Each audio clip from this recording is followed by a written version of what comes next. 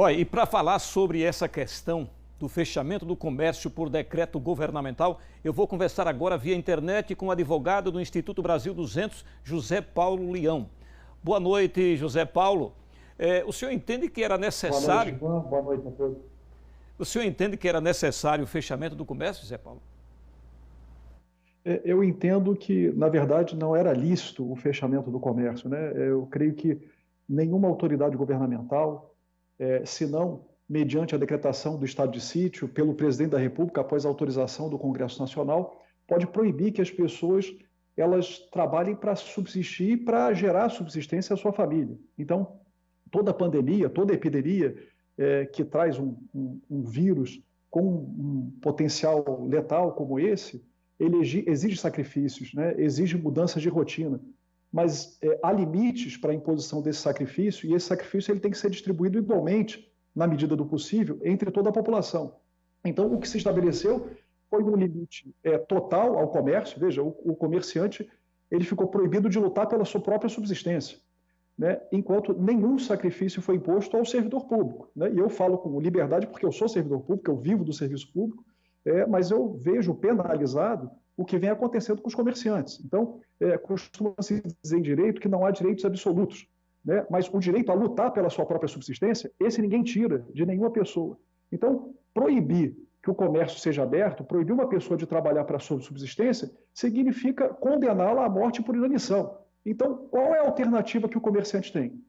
Ou ele aceita 120 dias em casa sem uma receita, né? E são muito poucos aqueles que podem ficar em casa ao longo desse tempo sem qualquer receita, ou então ele vai burlar, evidentemente, os decretos. Não faz isso porque gosta de burlar, faz isso porque tem a necessidade de sobreviver, né? Como eu disse, né? Há limites para a imposição de sacrifício. Ninguém pode me impor ou impor ao comerciante que se sacrifique ao ponto de levar a saúde própria da sua família a um risco grave, como pode ser gerado a partir do momento em que eu o proíbo, ou que eu corto totalmente a sua fonte de receita. Alguns setores continuam funcionando normalmente, como supermercados, autopeças, farmácias. O senhor acha que houve quebra de isonomia, Zé Paulo? Eu acredito que sim. Veja, quando foi editada a Lei 13.979, que é a lei com base na qual se adotaram as medidas de restrição, houve ali a previsão do chamado isolamento e a previsão da quarentena. O isolamento, de acordo com a lei, é de pessoas doentes. Não existe isolamento de pessoas não doentes. E a quarentena, ela possibilita, ela autoriza tanto a separação das pessoas com sintomas da doença, como também autoriza que haja restrições à atividade. Restringir é diferente de proibir.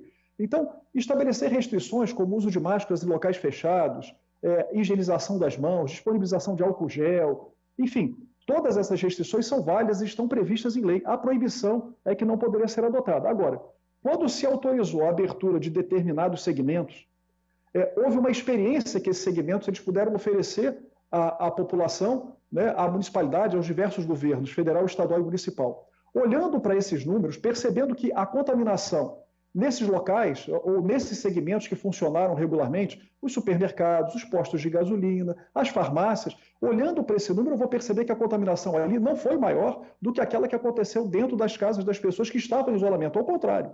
Então, houve uma quebra de isonomia por falta de critério na separação. Por exemplo, por que a construção civil ela pode funcionar e o comércio regular não poderia funcionar?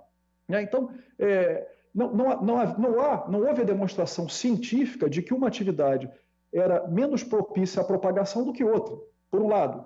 Por outro lado, como disse, houve experiências demonstrando que a abertura com restrições, com cuidados, ela não traz um aumento na contaminação. Aliás, o ponto-chave não é o isolamento das pessoas, porque o isolamento ele é impossível, ele é infactível, ele só funciona na teoria. Na prática, ele talvez produza algum efeito nos primeiros dias, mas rapidamente, né, esse efeito ele se dissipará, porque as pessoas relaxam com os cuidados, ao contrário do que acontece com aquelas pessoas que estão trabalhando. Essas não. Essas, no trabalho, elas são obrigadas a incorporar aquela rotina de higienização. E a partir da incorporação dessa rotina, elas acabam levando isso para casa, incentivando que a família adote essas mesmas rotinas. E por isso, eu acredito que seja a explicação para que não haja uma maior contaminação nesses setores onde as pessoas continuam trabalhando. Eu te pergunto, Zé Paulo, muitas empresas estão no prejuízo, né? E como essas empresas podem realizar a reparação do dano? Enfim, quem é que vai pagar a conta? Essa é uma pergunta difícil de responder. Alguns integrantes do Movimento Brasil 200 se uniram para propor ações populares com o objetivo de pressionar os municípios à abertura do comércio.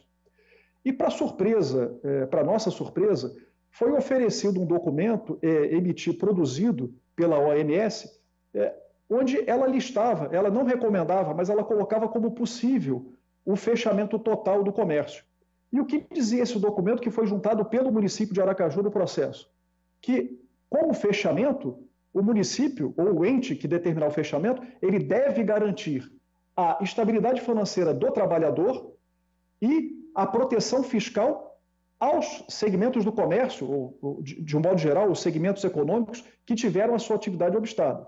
Então, o município, por um lado, ele decretou o fechamento do comércio, né, e disse que fez isso amparado pela OMS, mas se esqueceu de cumprir a outra parte, né, da recomendação da OMS, porque ela trazia, na verdade, duas recomendações, uma dependente da outra. Feche o comércio, mas eu garanto uma proteção fiscal ao negociante, ao comerciante de um modo geral, e garanto uma proteção ao trabalhador. E simplesmente se deu o comércio por um tempo ilimitado, sem perspectiva, matando inclusive a esperança das pessoas, sem a contraprestação.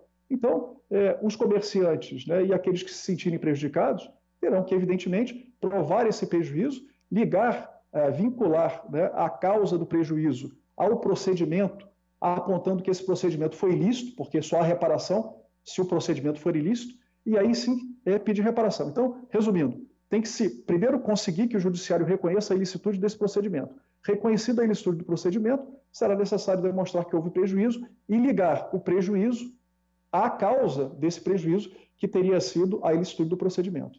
De fechamento total, exterminado praticamente, né, ressalvados aqueles segmentos considerados essenciais, e, na minha visão, sem qualquer respaldo científico. Se há respaldo científico, esses documentos que respaldaram o fechamento não foram apresentados ao público. Excelente essa sua explanação, Zé Paulo Leão. Muito obrigado pela sua entrevista aqui ao Jornal do Estado. Boa noite para o senhor, viu? Eu agradeço. Muito obrigado pelo convite. Uma boa noite. Boa noite.